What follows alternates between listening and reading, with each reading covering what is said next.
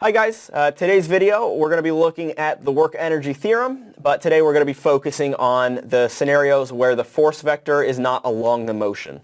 So in a normal scenario we will have sort of just a particle and we'll apply some force to the right and that will cause the particle itself to move to the right. So if we remember our displacement vector, it just points along the motion. So this is sort of our normal scenario and it's simple, but today we're going to look at a scenario where we have a particle.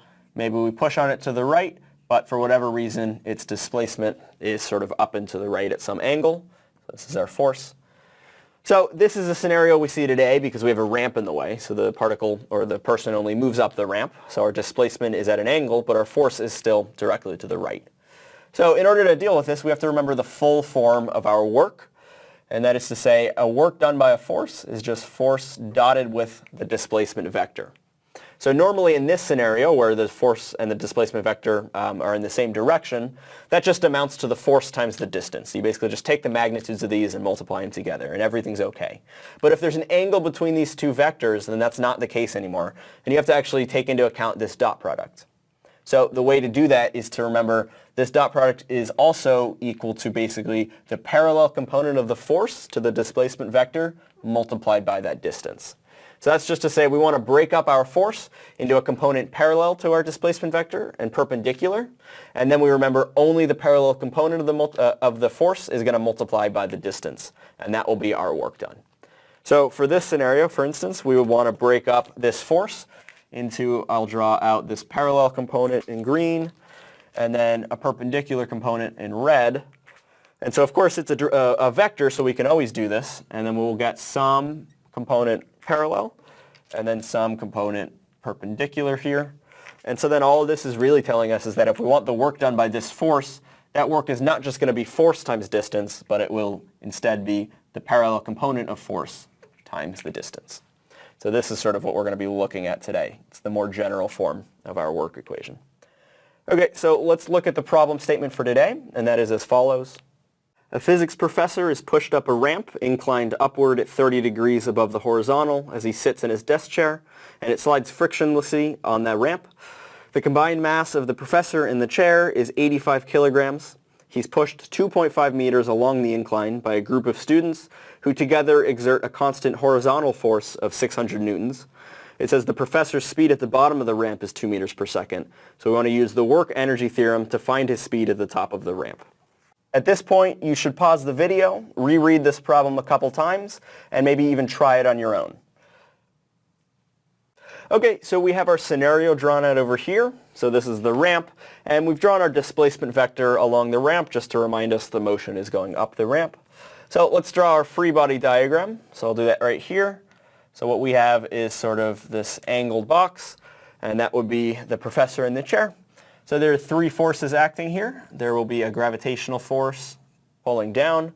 There will be the force of the push, which in this case is just directly to the right. So we're told that the students push to the right, which then pushes the professor up the ramp. And then there will be a normal force, which is perpendicular to the surface. So these are our three forces that are acting. And then we also want to note on here that our displacement vector is in this direction, which is to say up the ramp. So we're going to use the work energy theorem here. So as you remember, these two forces we see are not parallel entirely to the displacement vector, right? They have a component parallel and they have a perpendicular component. So we're going to need to actually split up these two forces in order to find our work done by the forces. And from that, we can use the work energy theorem. So to do that, I'm going to draw in green the parallel components of the force. So these are sort of the important ones. So the force of push has this green parallel component. So I'll just label that right here. Force push parallel, and then the force of push also has a perpendicular component which is in red, so that will be force push perpendicular. So we're just splitting this up into its two components, and we'll do the same with gravity. So gravity is going to have a perpendicular component here, which is saying Fg perpendicular, so it's perpendicular to our S vector, and then it's going to have also a parallel component, which will be right here, so Fg parallel. So this is sort of our diagram that we want to start with. And now that we have everything drawn out in a nice fashion, we want to go and use the work energy theorem. So that tells us that the total work done is equal to the change in kinetic energy. Right, so let's look at the left side of this equation first. So in order to get the total work done on this professor, we want to take the two works and add them together from each of the forces. So that's to say this will just be work from the push plus work from friction. These are the two forces acting, and the normal force is not going to do any work, so that will not contribute here. And the reason is it's perpendicular to our S vector. So that does no work. So the only two are the push and the friction. So in this case now, we want to write out the form of each of these. So I'll write this up here. We remember the form, again, is F dotted with S, which is equal to F parallel times the distance traveled. So in this case, again, we did some work to split up these components, but the one thing we haven't done yet is we haven't figured out this triangle entirely. For instance, we want these two angles. So if we can get these two angles, it will just be some amount of trig in order to split up the components. We can plug that in here and hopefully get to our velocity. So for this, we'll go back to the original scenario, and we can see from this initial scenario, that's what's drawn out over here, the force push should be in this direction.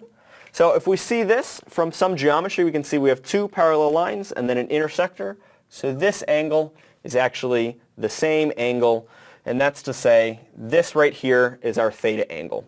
So you can go ahead and do that on your own at home, draw this out, and make sure you see this angle should be equal to the angle of the ramp. And then this one we actually already know is equal to the angle of the ramp, right? And this is just from some previous videos. We've done problems on ramps, and this triangle here that we draw out always has this angle equal to the angle of the ramp. So go ahead and make sure you remember this derivation. But once we have these angles now, we're going to step back over here to the work energy theorem. And now we're going to solve for the work done by the push. So the first thing we want to note is that the push is going to have a parallel component which is parallel, so it's in the direction of the S vector. So that means that this work will be positive. Whereas, for instance, the gravity component that's parallel, it's actually anti-parallel, meaning that it is going to be a negative work done. So gravity is going to do work to slow down this object, whereas your push is going to do work to speed it up. So for the work of push, it's positive. So this will just really be force push parallel times our distance traveled. And then similarly, we said we have a negative work done by, this should be gravity, not friction. So sorry about that. So this right here is actually the work done by gravity. And so negative work done by gravity should be, again, just force gravity parallel times S. And so all of this, again, should be the change in kinetic energy, which is to say 1/2 m v final squared minus v initial squared. So make sure you can work out to get your change in kinetic energy in this form, but this is just kinetic final minus kinetic initial. So here is our equation, and again, once we get these components, we basically have our final answer because we have an initial velocity and we have the distance traveled. So we're sort of all set there, and the only thing we now need to do is a little bit of trig. We can see that F push parallel should just be equal to the force of the push times cosine of theta. And similarly, FG parallel should be equal to FG, and in this case it's actually this component, so it'll be times sine of theta. So again, make sure you be careful. These parallel components do not always have to be a cosine or a sine. Sometimes they'll be one or the other, and it just depends on which angle you're given. So in this case, the parallel of the push is cosine, the parallel of the gravity is the sine component. So once we have this is something we can now plug in and solve. Plug all of that information in here, and we should be able to solve this equation right here directly for a final velocity. And all of this is outlined in the solutions, but you should get to a final velocity of 3.17 meters per second. And so that should be our solution here, which is to say the professor will have a final velocity at the top of the ramp of 3.17 meters per second. So let's quickly review how we got to this answer. We first drew out our free body diagram. Then we found the total work done on the professor by adding up each of the individual works done from each of the forces. And so for those works, we remembered we had to take only the parallel components multiplied by the distance. And so from here, we utilized the work energy theorem, and we set that total work equal to the total change in kinetic energy. And from that, we got an equation which we could solve directly for the desired velocity.